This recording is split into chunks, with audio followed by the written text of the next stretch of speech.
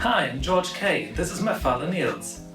Welcome back to Father and Sonthesizer. This week we're going to have a look at another previous project, the 3340 Dual Oscillator. At the beginning of this year we were building a rack of synthesizer for live performance, and for that we needed a bass voice. As this was a completely analog rack, we needed 2 analog oscillators for the bass voice. We chose the 3340 chips because they are very stable even in a temperature changing environment, and they are also long-term stable. So once you have aligned them to a 1 volt per octave tracking, they stay that way. Another very important feature for this module was that the faceplate needed to be very small because we didn't have a lot of space in this synthesizer. So we decided on a very simple design with the 3340 and only 2 waveforms. Now I'm going to show you a small sound demo of what this double oscillator sounds like.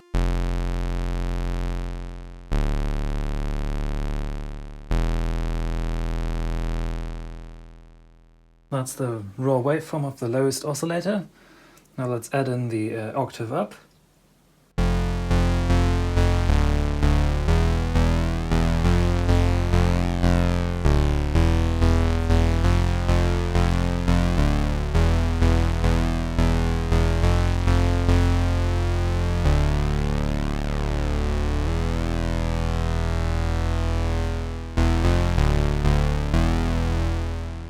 As you can see, the VCA down here is being controlled by the Moog envelope generator, the 911. And this is the Dual 3340. I'm using this filter, but it's turned all the way up, so it's not doing anything technically. It's just using it as a mixer for the 2 voices.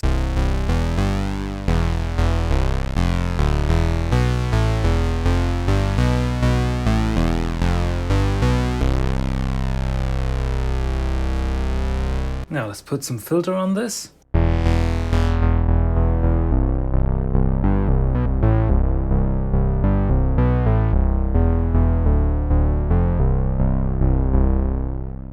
Put some envelope on the filter as well, because the trigger signal from my controller is going to the splitter, going to this envelope generator, and also this envelope generator.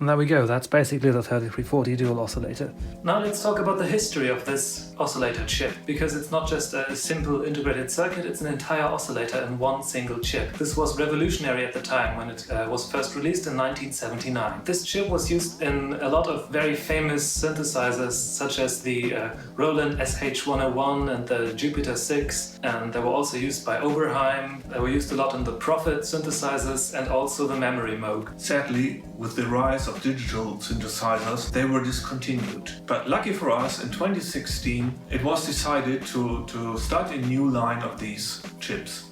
Because before that they only had old stock, which was extremely expensive. You could pay up to 100 euros for a single one of these chips. So if you want to do such a project today, you just look at your favorite internet platform, like eBay for example, and you will surely find the chip for a reasonable price. I actually bought my chips from a source that sold them for like about €5 a piece. Yeah, from Poland. From Poland. They are the CEM 3340 reissue. So when we started to design this module, we took a look at the schematic provided by the manufacturer. So it's basically a standard design, a little bit modified to make up for 2 voices. And yeah, we discarded a lot of stuff because we just need the 2 output waveforms.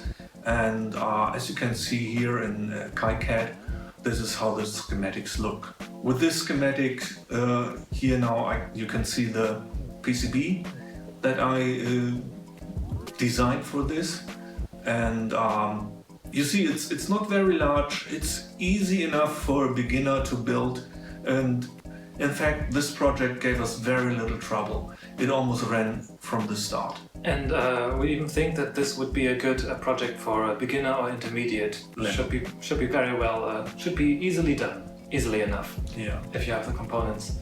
And as we said before, the 3340s are not that hard to source anymore. A little bit of a challenge is to do the correct 1 volt per octave Tracking, so tuning. tuning. Yes. For that you would need a frequency counter, which is also, you can build them, but we recommend using either an oscilloscope or if you have a phone or a tuning device, some kind of tuner that can go up to 3 kilohertz. You will need a speaker for that as well, of course, Yeah. or a line, or something with a line input. But you need to, it needs to show you the exact frequency that it's hearing. That's the important part. And you need 1 volt per octave source. Yeah, for that we built a it's a very easy analog circuit with a 12 times switch, where you can switch between 0 volt, 1 volt, 2 volt, and they are measured exactly to those specifications. Would be that one right here. Yeah. So over this last week, we continued work on the Wavetable synthesizer to implement MIDI and the envelopes, but we ran into quite an issue, didn't we? Yeah, indeed. I started to write the sketch for the STM32 from scratch. I just wanted to see how you build a wavetable synthesizer, beginning with the basic building blocks. And I made good progress, but then I ran into a dead end as soon as I added the MIDI functionality. So what I did is I looked around and found this library originally built for the Arduino. It's called the MOSI library, which is kind of standard if you work with microcontrollers and you want to do synthesizer. So this weekend I started a complete new project with the MOSI library, and But of course still set on the same PCB, the same Arduino chip. STM chip. Yeah, that's what I meant, yes. On the same STM chip. Within a day I had a new synthesizer up and running, and With a full envelope generator and MIDI capabilities. indeed, surprise, the same problem happens.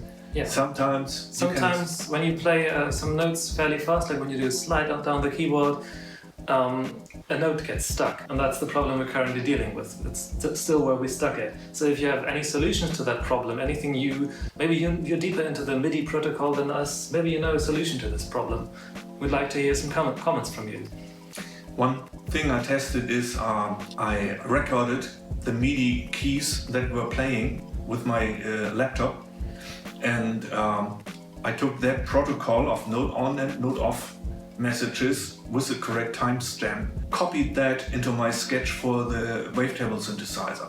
So here's the funny thing: if you play that table, this little melody, you can call it, no note gets stuck. They play beautiful. So the synthesizer engine itself does not seem to be the problem. I suspect it's a problem of the serial communication, where sometimes a note off signal is not recognized. Because it gets lost somewhere. But it can't be the keyboard, because we're using an arterial key step which works perfectly with everything else. So it can't be the keyboard, it has to be something with the serial protocol. And as you can see right here in the background, that's actually the Wavetable synthesizer running the C major 7 arpeggio.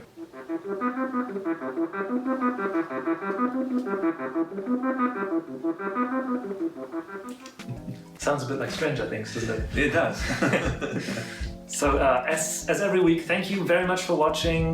We are looking forward to hearing from you, like a comment, anything, and check out the website. We've got the design and build plans for the Dual 3340 oscillator on there, as well as previous projects. Also check out my Instagram to hear some more covers and to hear our synthesizers. So thank you very much for watching. See you next week, and remember, stay curious.